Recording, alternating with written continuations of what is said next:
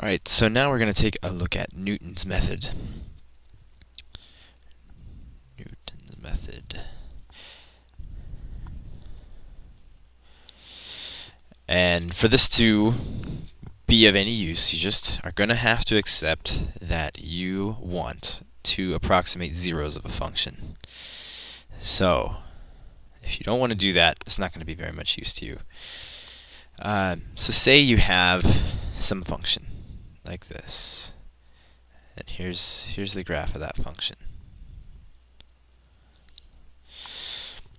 And say you want to know this zero, and this zero is like between 9 and 10. You don't know exactly what the decimal is, but you want to know.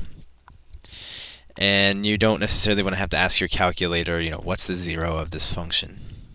There is a way that requires very simple math, though it might be a little time consuming, to approximate these zeros. So the way it's done is, and it involves calculus clearly. What we're going to do is make a guess as to what the zero is. So let's say we make a guess at like this. We say this is where the zero is. But that's not true, obviously. And I've made it far away so that we can see to give us space to see the process. Okay, so this is clearly not a zero of the function. The function is worth 3 or 4 at this point. It's not worth 0. And that's where we want to know the x value where it's worth 0. But what we do is at this point, we look at the tangent line. Maybe let's try a different color. We look at the tangent line at that point, and we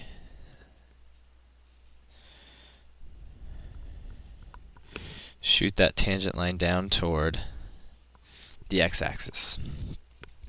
Now this point, this x-intercept of this tangent line is much closer to the zero of the original function. So this is a better guess. This was our first guess. We used the tangent line and found even a better guess. So here's our second guess. So the second guess, we do the same thing. We repeat the process. We look at the tangent line at this point, and at this point it goes something like this. Actually, it goes more something like this. And here is even a better guess. So we go down to the function here and look at the tangent line there and shoot off a tangent line and look at that point. And that point, that x-intercept, is an even better guess. We keep making these better and better guesses until the guess is as accurate as we want. So if you need to, before you keep going through this video, go back and fully, take in this process. The process where, it starts out with the assumption that you want to find the zero of this original green graph. And in order to do that, you make a guess. You guess that the zero is right here, but it's clearly not. What you do is take a look at the tangent line, look at the slope of the tangent line, look at the x-intercept of the tangent line. That x-intercept of the tangent line now is a much better guess than your original guess. It's much closer to the actual value of the zero. You take that guess and you repeat the process. You look at the tangent line there, the x-intercept, that's your new guess. Tangent line, x-intercept, new guess. And on and on and on as long as you want to. Now, what we need to do is let's streamline the process of once we have found a guess, whether it be our first guess or our 50th guess. Once we've found a guess, a really quick way to find because all we're interested in is our next guess, right? We want to get to our next guess as fast as possible. And our next guess is the x-intercept of that tangent line at this point. You take a guess, find the tangent line, find the x-intercept of that tangent line. This is where you want to be. You want to find the x-intercept of the tangent line as quickly as possible. So let's start with this. And what is this? This is the point-slope form of any line. If you know a y value, an x and a y value that's on the line, if you know a point on the line, x and y, you throw it in here. This m is the slope of the line that you're interested in. So the slope of, and when we talk about the line that we're talking about this tangent line, or any of the tangent lines along any point of the process. So for our first guess, it's this red tangent line. So the slope of that red tangent line, a point on that red tangent line, would go into this equation. So now let's do some things and fill in some stuff here. So y minus, now we're talking about the tangent line at a certain point, right? The tangent line at a certain point. So let's talk about everything that's happening at that point. And so when we say the y value that's on this line, on this tangent line at this point, the y value is the y value right here at this point, at the point, let's call it x1. Right? So this point on the line is x1, comma, f of x1. Right? We put x1 into the function, and we get out what we get out. That's the y value. So rather than y, let's put in f of x1. Okay? And then it's equal to m, the slope. Okay, the slope of what? The slope of the line. What line? This tangent line. How would we find the slope of the tangent line? Well, first we would take the function. This is the function f of x, right? This guy is the function f of x. So in order to find the slope of a tangent line at any point, we just take the derivative and plug in that point, and it tells us the slope of the tangent line. That's what the derivative function does. Then times x minus, and this can still be x1. x1 is our first guess. We're putting in x1 here.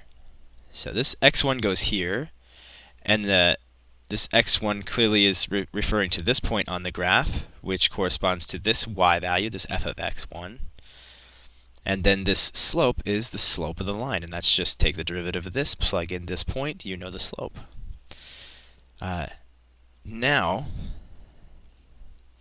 what we should realize is, again, what we're trying to do is streamline the process to find the x-intercept. If we're looking for the x-intercept of this line, and all of this stuff is all to do with this tangent line, or the tangent line of any of these, but for our example, this first red tangent line, it's all to do with this red tangent line. So if we're looking for the x-intercept, then we can draw some more information from that, and that y at the x-intercept is going to be 0. And then we're going to, from that, subtract f of x1. That equals f prime of x1 times, okay, well, what's this now? What's this x? If this y is 0, this x is going to be the x-intercept, the 0 of this tangent line. And so that's just our next guess. That's what we're after. So we'll call that x2. That's our second guess. Minus x1. So now we've got all this stuff in here. We've taken y, it's gone to 0 because we're looking at the x-intercept. We've substituted in all this black stuff. We've realized that if we put 0 in here for y, this x right here would just be, if we were to solve for it, it would just be our next guess. It would be this x-intercept. So now all it's left to do is solve for x2. And if you solve for x2, it's just some algebra, which I love doing, but I don't have enough space for it, so I'm just going to leave it to you. You got to distribute the f prime of x, and then subtract things and divide things, and you'll wind up with x sub 1 minus f of x sub 1 over f prime of x sub 1. So if you want to know the next guess, just take the x of your first guess, take your initial guess, subtract the y of that initial guess divided by the slope of the line, the slope of the tangent line at that point. So this little guy right here gives us a streamlined process for finding the x-intercept of any of the tangent lines that we're at. So let's just repeat this here. Let's say that x sub n plus 1, that'd be like our next guess, is equal to x sub n, the guess before that, minus f of x sub n over f prime of x sub n. Okay. And before you move on, you really need to believe this. Believe that this formula, I guess we've made this formula, will give you the next guess for the, for your process, for Newton's method. All right. So let's just work out an example of this, and let's find the zeros of this guy. All right. So we want to find the zeros of this function, or we want to approximate the zero of this function. And you do have to make a pretty good initial guess. So make it a good one. But let's look at the, there's going to be a positive and a negative one of this. Let's look at the positive 0 of this. And I kind of wanted to save this, but let's just look at, let's make a pretty good guess. Let's know what we're looking for. We're looking for the zeros of this function, which means what value of x can I put in here that causes y to be 0. And so let's solve for x. X squared equals 2, and x equals plus or minus the square root of 2. That's why I said there's going to be a positive and a negative. Let's try to find the positive one. What's the square root of 2? It's not 1, because 1 is the square root of 1. And it's not 2, because 2 is the square root of 4. So it's somewhere between 1 and 2. So why don't we just try 1.5? That's going to be a pretty good guess. So our first, let's say,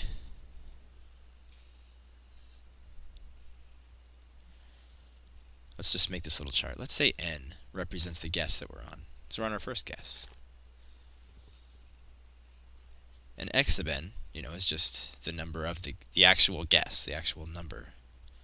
1.5 is our guess. And let's just take out all in pieces. Let's take out all the information that we need. So we have x sub n. Now we need f of x sub n. Okay. And of course, if I want to know what f of x sub n is, I need to take this number 1.5 and plug it into f of x. So 1.5 squared. And of course, we're using a calculator to streamline the process. But the great thing about this process is it's not necessary to have a calculator. You can take this and multiply it by itself, and then you can subtract 2 from it. It's not a big deal.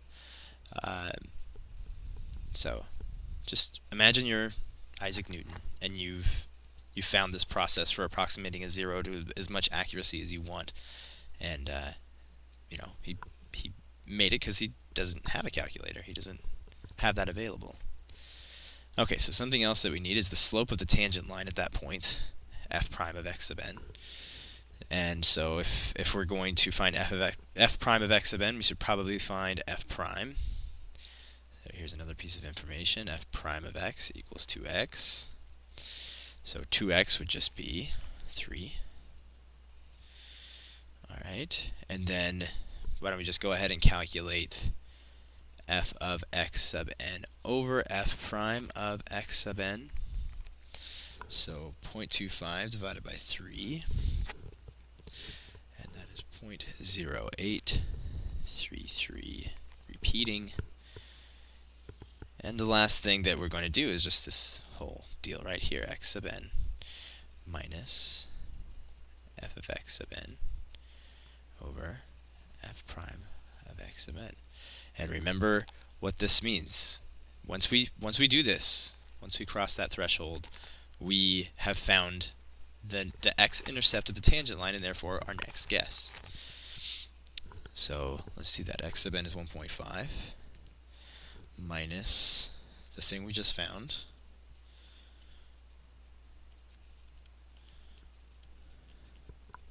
So 1.416 repeating. And you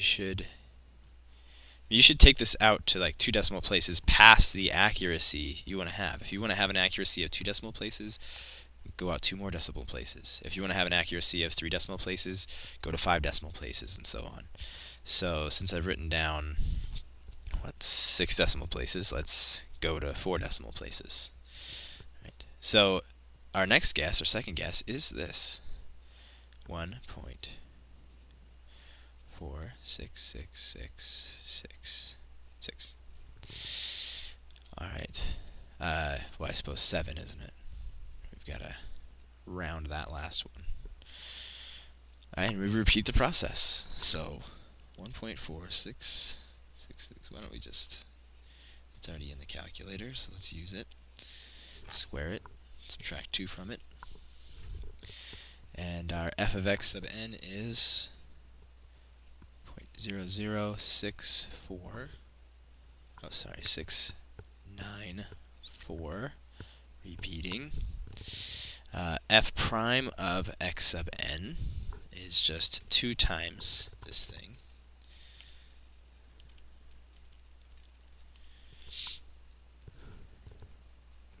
It's 2.9333.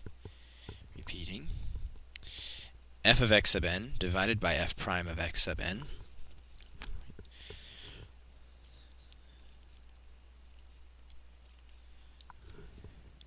Point 0.02367. Should always use as many decimal places as you can stomach. I'm just going to put a line here. Okay, so we have this, and we have this. This is right there. This is way over here. This minus this. This is our next guess. Okay, and now my line has made my 4 look like a 9. This is a 4. So 1.4, bunch of 6's, minus 0.002367.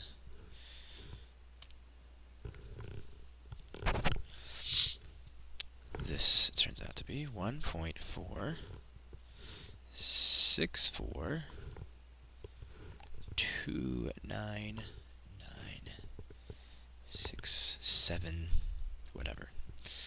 Okay. That's going to be our third guess. Let's take it to 6 decimal places.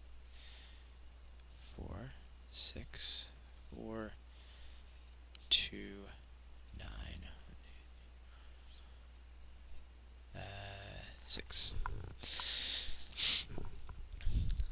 Okay. So f of x, that thing squared.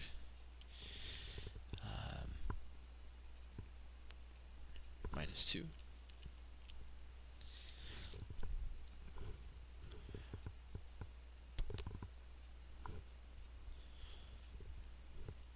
Okay. 0.1441735. I should have made this space bigger. Alright, so then f prime of x sub n.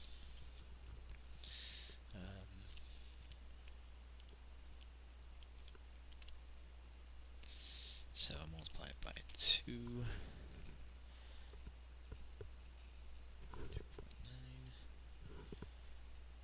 2.8599, and then f of x sub n over f prime of x sub n.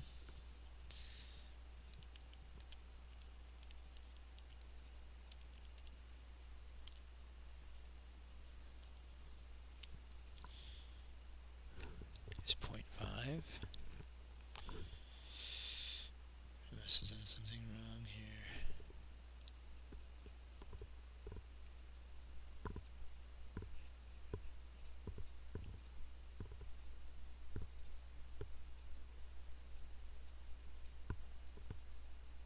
Yes, I did. Because definitely it should not be 0.5.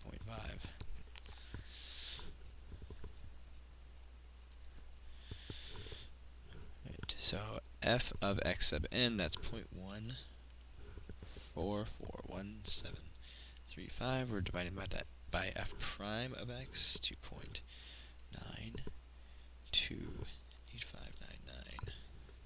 0.04.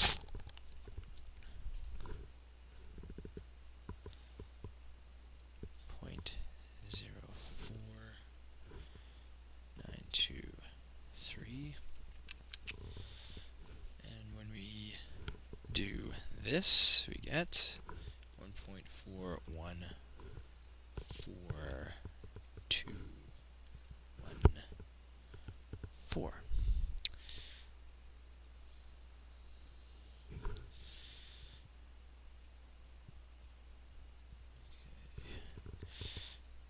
So that's our next guess. 1.414214.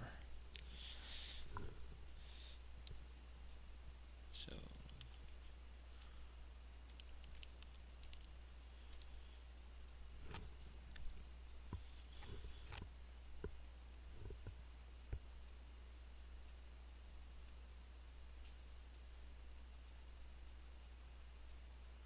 oh, sorry.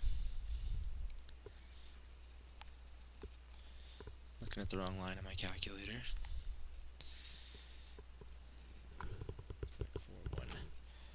0.415067.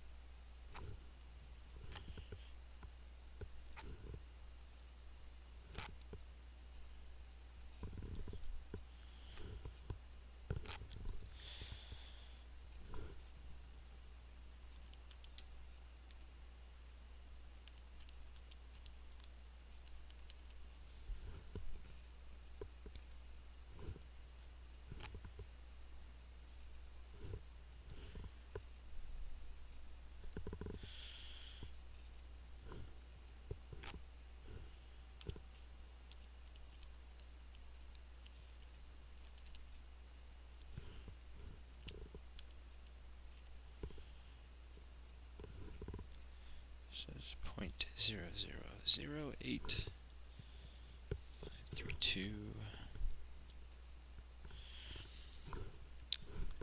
Then we take our original guess and subtract that.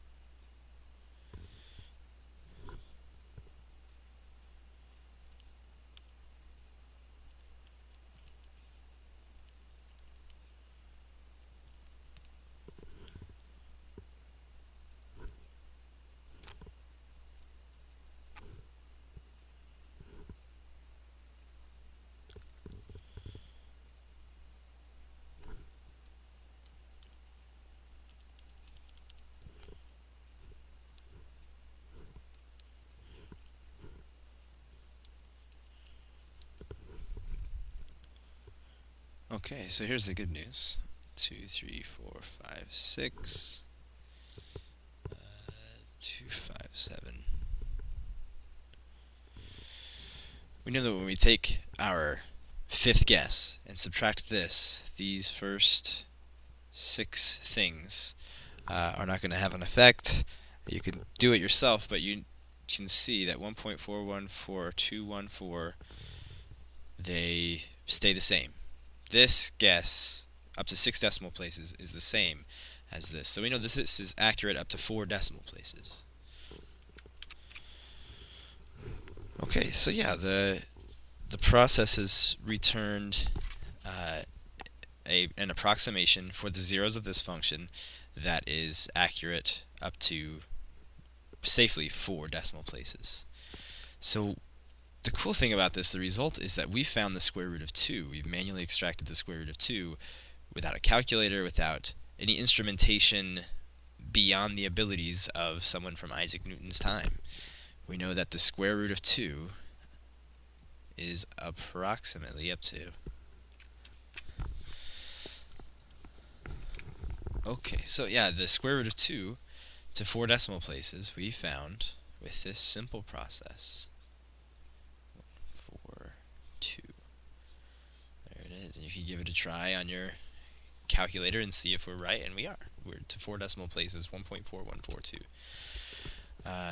It's pretty cool. And you can imagine, you could write any function like this, x squared minus 2, x squared minus 8, x squared minus 5, x to the third minus 7. You can find any root of any number you want.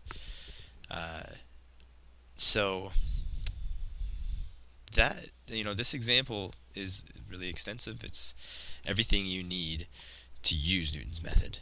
Okay, but just a couple quick comments about when Newton's method, or how to use it properly, and when sometimes it doesn't work. Let's say you had a function like this, and you want to know this 0, and you make your first guess, and it's right here. This is a terrible guess because this tangent line is flat. It's going to give you no x-intercepts, right? And again, let's say you want to find this x-intercept, and you choose this guess. This guess is going to make a tangent line that shoots off over here, and then you're going to guess this, and it's going to shoot off in this direction, and your guesses are going to get closer and closer to this 0, not to this 0. So you need to make guesses that are close to the 0 you want. Watch out for like 0 derivatives, obviously.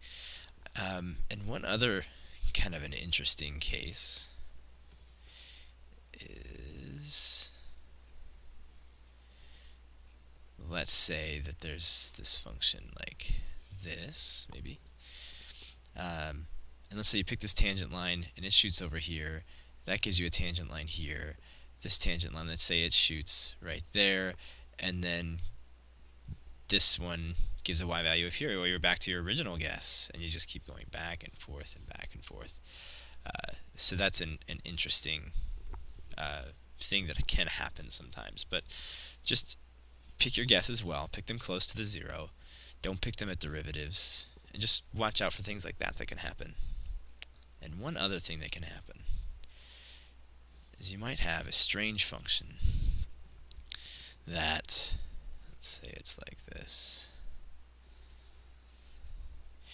and you make a guess like this, and it shoots down like that, and then you take this guess, and then this guy shoots off kind of like that, so then you make, that's your next guess, and it shoots off like that. You can see it's getting further and further away. That's a terrible, terrible tangent line. But here's your next guess, and every guess is just going to get further and further and further away. Just go all over the place. So, not that that happens all the time. You have to really try and work and find the things where these things happen, especially this kind of thing. You have to set it up just right. You have to make a bad guess. Clearly, I mean, you're making a guess that's way over here rather than close to the 0. So those are types of ways that the Newton's method may not work. So just be aware of those. But for the most part, just go back to this example. It runs through 5 different iterations and works it all the way through. We did it several times. I think the most crucial part is that you go back and you get this. You get that your next guess, your x-intercept of your tangent line, can be found this way. Just go back through here and work through isolating x sub 2, go through this explanation again. It's pretty cool. So I hope you enjoyed Newton's method.